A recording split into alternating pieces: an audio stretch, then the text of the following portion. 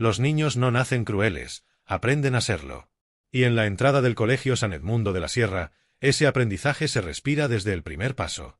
Autos lujosos se alinean a diario como una procesión de vanidades, con chóferes que abren puertas y madres que no repiten 2 veces lo que sus hijos deben escuchar. En medio de esa coreografía impecable de uniformes bien planchados y mochilas de diseño, un niño de zapatos desgastados pisa el suelo con la torpeza de quien sabe que no encaja. Martín, con su cabello ligeramente revuelto y una camiseta limpia pero desteñida, bajó de un autobús urbano 3 calles más abajo y caminó solo hasta el portón. Su madre no podía permitirse otra cosa. Ni un chofer. Ni un coche. Ni tiempo. Ella lo dejó allí esa mañana como todas las demás, con un beso en la frente, una sonrisa cansada y la promesa silenciosa de que todo saldría bien. Luego giró sobre sus talones y se perdió entre los edificios para llegar puntual a su primer turno de limpieza. Nadie la vio. O, mejor dicho, todos aprendieron a no verla. Porque los ojos que habitan el privilegio aprenden a esquivar la presencia de quienes limpian tras ellos. Martín avanzó con paso firme hacia el edificio principal, cargando una mochila raída cuyos cierres ya no funcionaban. Aún así, no parecía avergonzado. Solo concentrado. Como quien sabe que si desvía la mirada, alguien aprovechará para señalarlo. Y efectivamente, como si respondieran a una orden invisible, algunos niños se agruparon cerca del umbral y comenzaron las risas bajas. Las miradas. Los codazos. El murmullo venenoso de la exclusión. Un niño con un jersey de cashmere murmuró algo a otro, y éste soltó una carcajada breve pero estridente. Martín no reaccionó. Ni apretó los puños. Ni aceleró el paso. Ya sabía lo que venía. Lo había vivido desde el primer día. Desde que se atrevió a cruzar ese umbral sin una marca visible en su ropa, sin una historia reconocible por los padres del consejo escolar. Porque en San Edmundo no se educaban niños. Se cultivaban herederos. Hijos de jueces, banqueros, arquitectos, políticos. Martín era un error estadístico. Una anomalía que había conseguido entrar gracias a una beca de integración social. Pero nadie hablaba de eso. Ni siquiera los profesores, que miraban hacia otro lado cada vez que un comentario hiriente se lanzaba como dardo disfrazado de broma.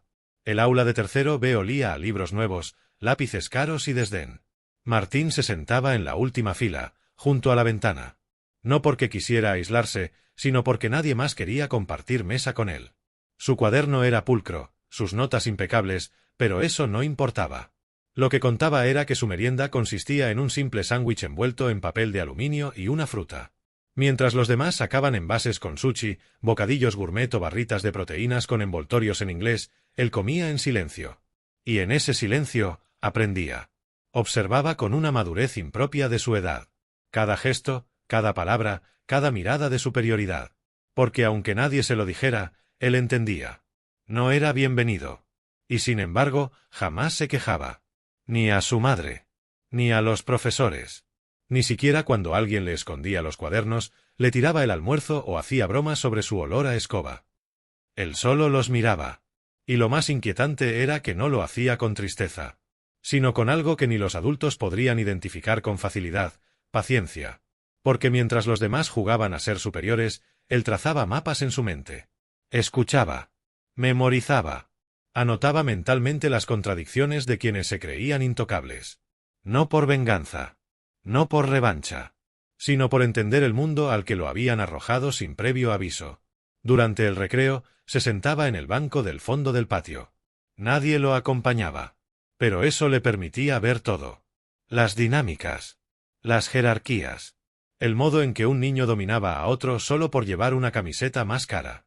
La forma en que las niñas se agrupaban según quien tenía el último modelo de teléfono.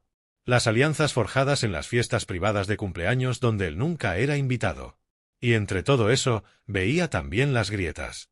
Las fisuras diminutas en un sistema que parecía perfecto desde fuera, pero que por dentro crujía con cada gesto de desprecio no corregido. Los profesores no decían nada. A veces lo miraban con lástima, otras con indiferencia. Solo una maestra de música le había preguntado alguna vez si estaba bien. Él respondió que sí, sin dudar. Porque aprendió también que decir la verdad no cambia nada en ciertos lugares. No en un colegio donde la verdad incomoda más que una mentira conveniente.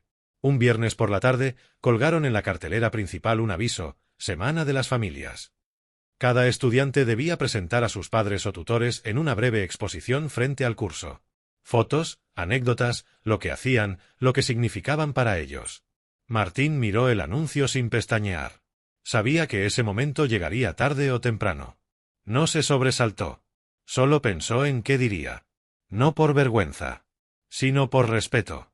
Porque sabía que todo lo que dijera sobre su madre sería recibido con burla, con desprecio, o en el mejor de los casos, con fingida compasión. Los días siguientes transcurrieron con una tensión silenciosa.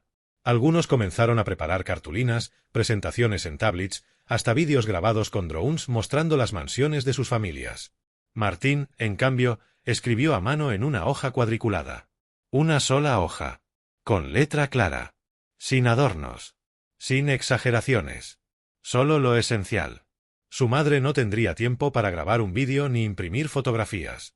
Pero eso no le quitaba valor. Porque Martín no quería impresionar. Solo quería contar la verdad. La noche antes de su presentación, su madre llegó tarde del trabajo. Él ya estaba acostado. Fingió estar dormido.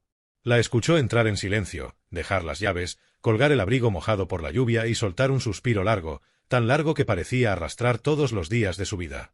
Luego la oyó caminar hasta su habitación, acercarse a su cama, acariciarle el cabello y susurrar: «Gracias por aguantar todo esto, mi amor». Él no respondió. Solo apretó los párpados con fuerza, tragó saliva y decidió que al día siguiente no mentiría. No más. Aunque lo humillaran. Aunque se rieran. Aunque lo dejaran más solo que nunca. Porque había llegado el momento. Porque alguien tenía que decir quién era realmente esa mujer que cada día desaparecía tras una puerta de servicio y a la que todos fingían no ver.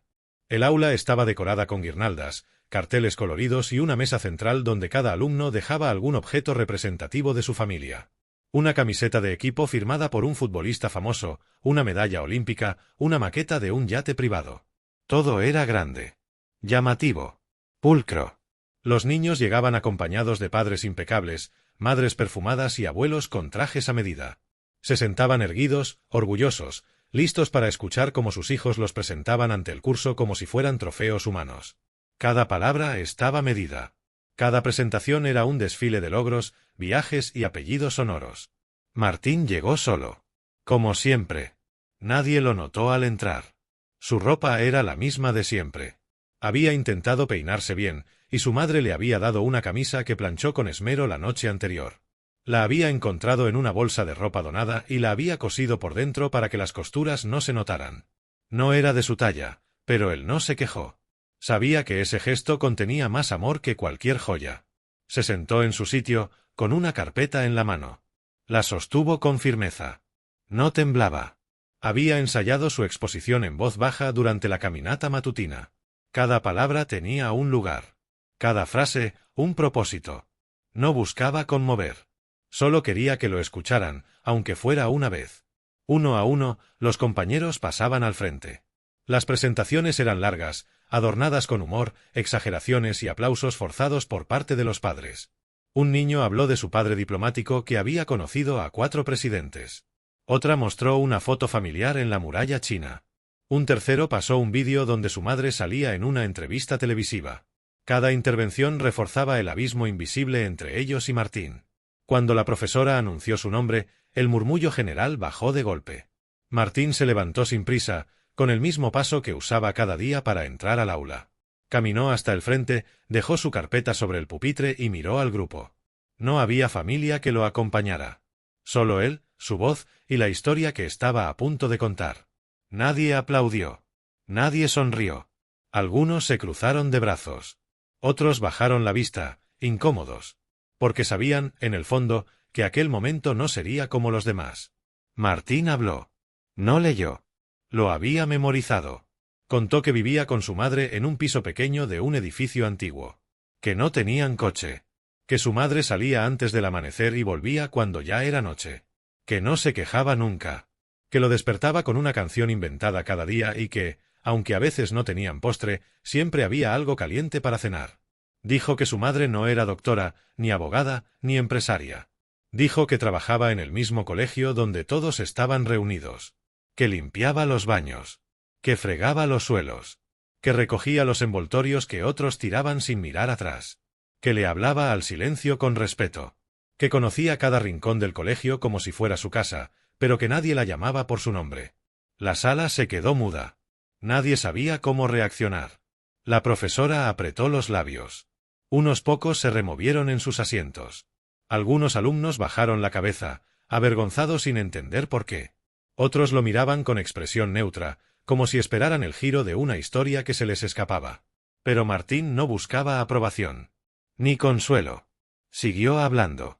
Dijo que una vez, mientras limpiaba el baño de profesores, su madre encontró a un niño encerrado en un cubículo. Se había caído, golpeado la cabeza y estaba semi-inconsciente. Lo atendió, pidió ayuda y evitó que la situación terminara en tragedia. No lo contó a nadie. Ni esperó una placa, ni una carta de agradecimiento. Solo volvió a su cubo de limpieza, recogió su carrito y siguió fregando. El niño, dijo Martín, estaba en esa sala. Y lo miró. El niño tragó saliva. Sus padres se tensaron en la silla. Todos sabían quién era. Y entonces ocurrió algo inesperado. Martín guardó su hoja en la carpeta, miró al frente y dijo: «Eso es todo». Ni una palabra más. Ni una lágrima. Ni una súplica por compasión. Volvió a su asiento. Y el silencio lo siguió. No hubo aplausos. No hubo reacciones inmediatas. El tiempo pareció alargarse en ese salón decorado con sonrisas fingidas y flores de papel. La profesora intentó retomar la actividad con torpeza, pero la atmósfera ya era otra. Algo se había quebrado. Una verdad se había infiltrado en la escenografía perfecta. Y lo había hecho sin gritos. Sin escándalo. Con la misma dignidad con la que se friega un suelo que todos pisan, pero nadie agradece. Durante el receso, Martín salió al patio como cada día. Se sentó en su banco, con la misma postura. Pero esta vez no estaba solo. Un niño se le acercó. No dijo nada. Se sentó a su lado. Luego, otro. Y otro más. Ninguno hablaba. Ninguno lo miraba directamente. Pero estaban allí. Como si su presencia, de pronto, tuviera un peso diferente. Como si se hubieran dado cuenta de que la verdad no necesita altavoces para ser reconocida. La noticia comenzó a circular entre los adultos. Primero, en susurros. Después, en murmullos más audibles. Y finalmente, en el correo electrónico interno del colegio. Una madre, incómoda, escribió una queja por el contenido inapropiado y emocionalmente perturbador de la presentación del niño Martín. Otra respondió diciendo que quizás ya era hora de enseñarles a sus hijos que el mundo no era solo para los que tenían apellidos largos y cochazos. El correo explotó en respuestas cruzadas, algunas solidarias, otras defensivas, muchas simplemente molestas por tener que pensar en algo más allá del calendario escolar y los uniformes de gala. Pero mientras los adultos discutían en sus dispositivos móviles, mientras el claustro de profesores debatía en voz baja si había que intervenir o dejar que el tema se diluyera solo, en el patio, un grupo de niños simplemente se sentaba junto a Martín. Sin palabras. Sin pena. Solo presencia. Y eso, en San Edmundo, era una revolución silenciosa. Las horas siguientes a la presentación no fueron como cualquier jornada escolar. La rutina se mantuvo, sí, los timbres sonaron, las clases se sucedieron, los profesores pasaron lista como cada día. Pero en los pasillos, algo se había desplazado. Una especie de incomodidad flotaba en el ambiente, como si todos supieran que se había abierto una grieta que ya no podían ignorar. Martín notó las miradas. No eran como antes. No eran de burla ni superioridad. Ahora eran miradas que esquivaban, que se detenían brevemente sobre él, como queriendo entender algo que antes no les importaba. Incluso algunos profesores lo observaron con una expresión distinta. No de compasión. Más bien de respeto incómodo. Como si supieran que, por primera vez, alguien había dicho en voz alta aquello que el colegio entero se esforzaba en callar. Esa tarde, mientras limpiaba las ventanas del pabellón norte, su madre fue llamada a la oficina de dirección. La convocaron con un tono neutro, sin dar explicaciones. Ella dejó el cubo de agua, se secó las manos en el delantal y caminó en silencio por el pasillo. No era la primera vez que la llamaban. Pero sí la primera en que lo hacían después de que su hijo hablara. La directora, una mujer elegante y contenida, le ofreció asiento. Pero ella prefirió quedarse de pie. Le dijeron que su hijo había hecho una exposición muy personal y que había generado ciertas reacciones entre los padres. No usaron palabras duras. Tampoco amables. Solo giraron en torno a frases como límites de contenido, espacios apropiados y contexto emocional. Pero ella los escuchó con calma. No discutió. No pidió explicaciones. Solo asintió una vez, dio las gracias y se marchó. En el fondo, no la sorprendía. Sabía que su presencia en ese lugar era una tolerancia más que una aceptación. Volvió a su trabajo. Siguió limpiando como siempre. Con el mismo cuidado. Con la misma dignidad. Porque nadie le iba a arrebatar eso. Pero al día siguiente, ocurrió algo que no esperaba. Un grupo de alumnos, al verla pasar con su carrito, bajó la mirada. Algunos incluso se apartaron para dejarle paso. No con desprecio. Con una mezcla extraña de vergüenza y respeto. Uno de ellos, tímidamente, le dio los buenos días. Ella respondió con una sonrisa breve, sin detenerse. Pero por dentro, lo sintió como un temblor. Algo estaba cambiando. Martín, en su aula, notó también las transformaciones. Ese día, nadie le quitó el cuaderno. Nadie le escondió el almuerzo. Nadie se rió de su merienda envuelta en papel de aluminio. A la hora de los trabajos en grupo, una compañera levantó la mano y lo invitó a formar parte del suyo. Fue un gesto mínimo, apenas visible.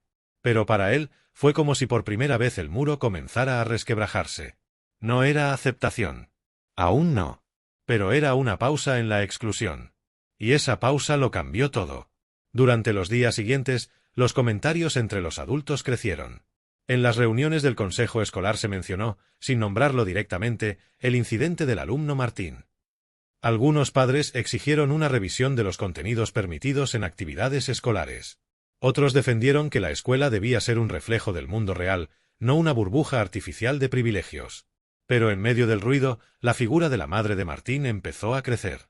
Una profesora de ciencias, al verla fregar el laboratorio, le dijo bajito: «Mi padre también fue conserje». «Nunca lo dije. Gracias por recordarme lo que vale lo que nadie aplaude». Una madre, al cruzarse con ella en el pasillo, le estrechó la mano sin decir palabra. Una niña de primer grado la abrazó espontáneamente después de que recogiera su estuche olvidado. Y sin que nadie lo planeara, el colegio comenzó a mirarse en un espejo que evitaba desde hacía años. Un espejo en el que los suelos brillaban porque alguien los fregaba. En el que los baños olían bien porque alguien los desinfectaba. En el que las luces se encendían porque alguien cambiaba las bombillas.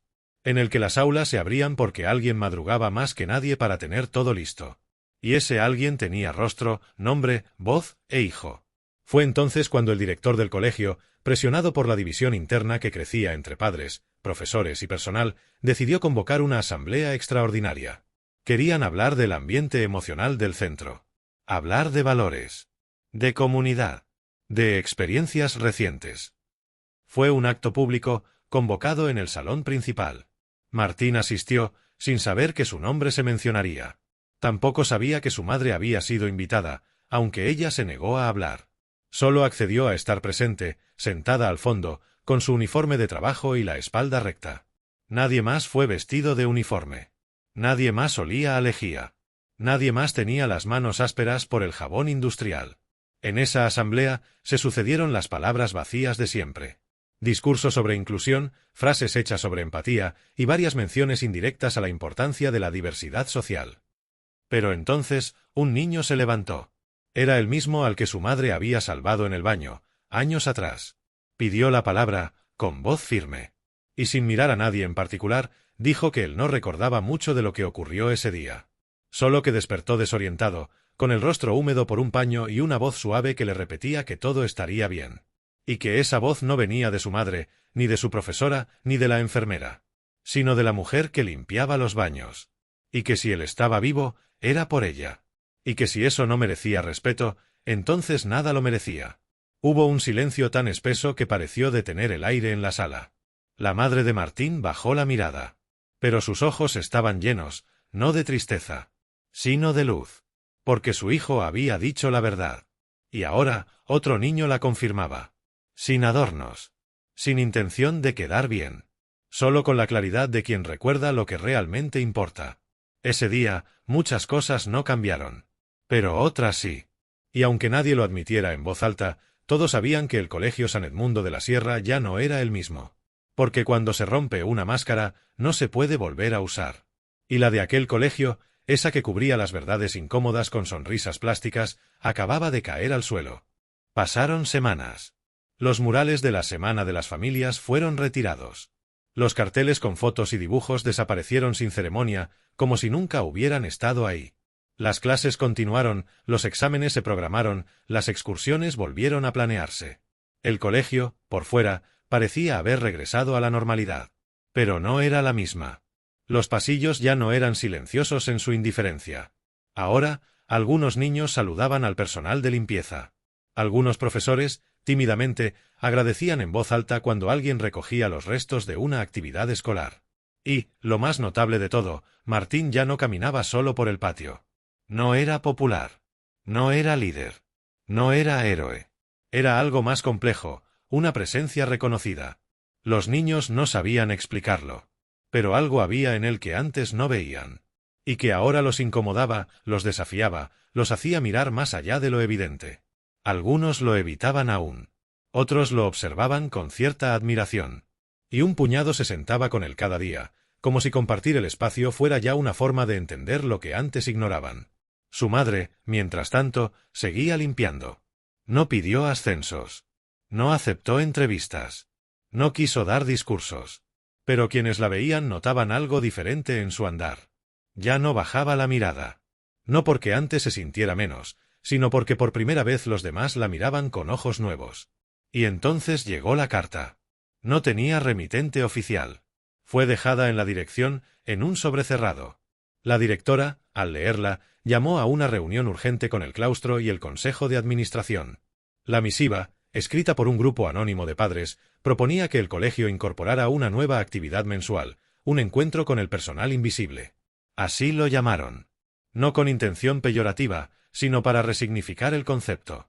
Querían que una vez al mes, una clase, elegida al azar, se reuniera con alguien que trabajara en las sombras del sistema escolar, personal de limpieza, mantenimiento, cocina, seguridad. No para aplaudirlos, ni para convertirlos en objeto de estudio, sino para escuchar sus historias, para entender su trabajo, para que los niños supieran quién enciende las luces cada mañana, quién recoge los desechos, quién mantiene los espacios funcionando. Hubo oposición, claro. Algunos padres dijeron que no era el lugar, que sus hijos estaban allí para aprender matemáticas, idiomas, ciencia, no para hacer terapia social. Pero otros defendieron la propuesta con fuerza. Uno de ellos escribió que nunca había escuchado a su hija hablar con tanta emoción como cuando le contó, en voz baja, que la mamá de Martín salvó una vida. Esa frase, repetida en varios correos, se volvió un eco en las reuniones. La mamá de Martín salvó una vida. Una verdad inapelable. Al final, la propuesta fue aprobada. Y el primer encuentro se programó para el mes siguiente. No fue grandioso. No hubo cámaras. Ni discursos. Solo una sala con sillas en círculo, una cafetera, algunos niños y una mujer con el uniforme de trabajo que les habló de su infancia, de su rutina, de las manos agrietadas y del orgullo de hacer lo que hace. Martín estaba allí. No como protagonista. Ni siquiera como hijo. Solo como testigo. Porque en realidad, todo aquello no se trataba solo de él. Se trataba del lugar que ocupa cada persona en un engranaje que suele ignorar a los que lo sostienen. Y mientras el colegio comenzaba ese tímido proceso de abrirse a su propia verdad, algo más sucedía fuera de sus muros. Una exalumna, ahora periodista, había escuchado rumores sobre la historia. Pidió una reunión con la madre de Martín. Quería hacer un reportaje. Ella se negó. No buscaba fama. No quería que su hijo se volviera un símbolo sin su consentimiento. Pero el rumor ya había echado raíces. Y sin nombres, sin rostros, sin detalles, comenzó a circular un artículo titulado La mujer que limpia y salvó una vida en silencio. Se compartió en redes. Se comentó en foros. Y miles de lectores respondieron con mensajes que decían más de ellos que de la historia. Mi madre también fue invisible. Yo nunca agradecí a quien limpiaba mi escuela. Ojalá mi hijo aprenda a ver lo que yo no vi a tiempo. Martín no lo supo de inmediato. Solo notó que, de pronto, la gente saludaba a su madre en la calle. Que en la tienda donde compraban fruta, la dueña les regalaba un par de manzanas porque sí. Que una vecina les dejó en la puerta un abrigo nuevo para el invierno, sin nota. Y que su madre, por primera vez en mucho tiempo, colgó una foto suya en la pared del salón, una foto sencilla, de carnet, donde aparecía ella con su uniforme. Con la escoba en la mano. Sonriendo. Martín la miró. Y sin decirlo, supo que había ganado. No una batalla. Ni una guerra. sino algo más íntimo, más duradero. Había conseguido que su verdad existiera. Que su madre dejara de ser un fantasma entre los pasillos. Que una vida sencilla, silenciosa, aparentemente insignificante, se volviera ejemplo para quienes creían tenerlo todo. Ese año, cuando terminaron las clases, Martín recibió una mención especial al espíritu comunitario. No era una medalla, ni un diploma oficial, solo una hoja firmada por el claustro, agradeciendo su aporte humano a la cultura del colegio. La guardó en su carpeta, junto al escrito que había leído el día de la presentación. Y cuando volvió a casa, se la dio a su madre. Ella la leyó. No lloró. No dijo nada. Solo lo abrazó, largo, sin tiempo. Y en ese abrazo, él entendió que hay batallas que se ganan sin aplausos. Solo con verdad. Solo con dignidad. Solo con la certeza de que, a veces, basta una historia para despertar a un mundo dormido. Y esa historia, por mucho que algunos quieran olvidarla, ya había sido contada. Y no se podía borrar.